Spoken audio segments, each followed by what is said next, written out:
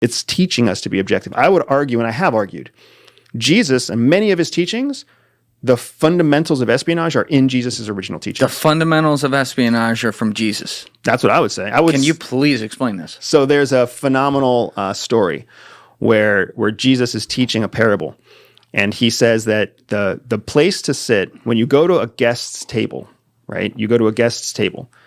The best thing to do is sit at the end of the table, and then wait for the host to invite you to sit at their right-hand side, right? What's he teaching us there? He's teaching us to act humble, to be rewarded for the humility that you demonstrate, to actually elevate yourself to a status, a higher social status.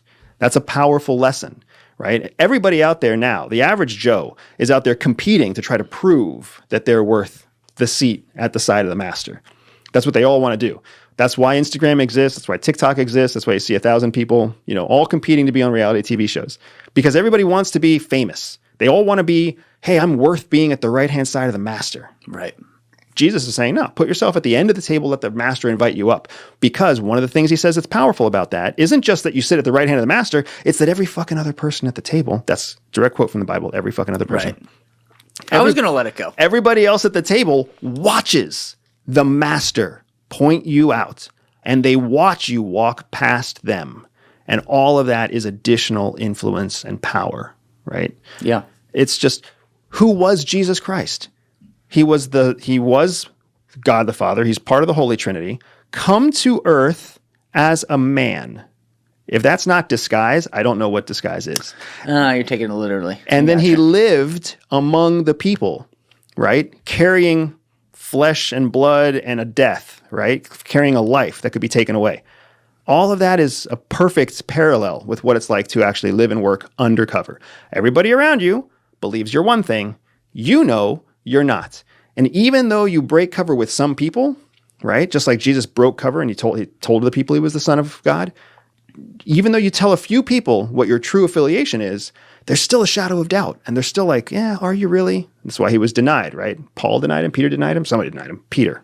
I think it was Peter, yeah. 3 times. Right? Yeah, right? So he was denied, even though Peter arguably knew the truth. So it's so powerful, man. And that's just like 2 quick examples. If you actually wanted to sit down and get geeked out with like a parallel Bible, we could find lots of examples. I never heard someone explain it like that. That is interesting, though. Because it's also like, you look at history, that's powers cultivated by the guy who talks last too, which is very similar aspect to what you're saying. I was talking with someone about a really big guy that they had dealt with, like a big time person. Everyone would recognize him recently. And he explained that, this dude, if he sat down to the SAT, he'd get like a 1250. He's smart, but he's not like a genius or something like that.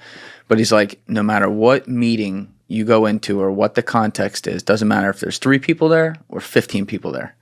He's the last motherfucker to talk. And it's not just because he's waiting his turn.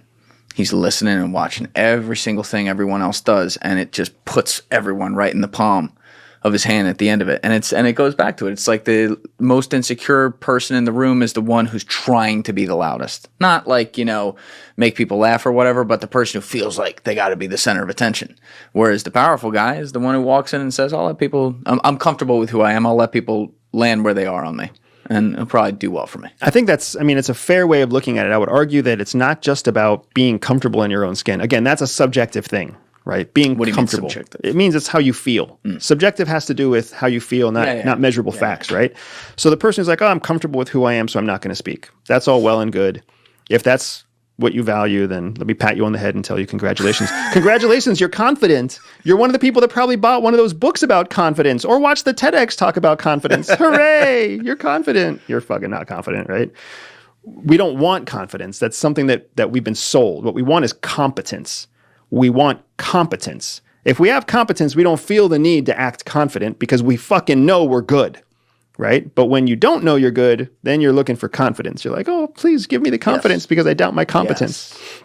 Oh, I agree with this. What I would argue with is that the person who sits in the room and doesn't talk understands that they're getting information superiority of what's going on in the room. Exactly. Even if they don't feel confident, they still objectively are getting the most information without creating any disruption to the flow of information in the room.